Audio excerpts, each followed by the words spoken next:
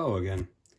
Today I have one interesting radio. This is Philips 836A, which was made in 1934 and 1935 year, I think.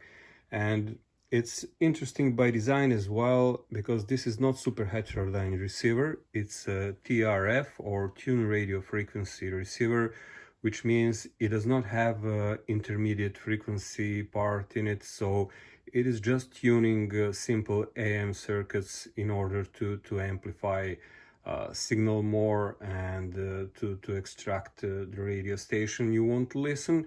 And it's very simple in design. I had a couple of TRF receivers on radios, on repair, and I can say that is a very subjective thing, but I can say that they have a bit different audio, which I like better than super heterodyne, but maybe that is just me. It doesn't matter. Actually, in this process you will see how to repair a radio like this one, because it's quite old.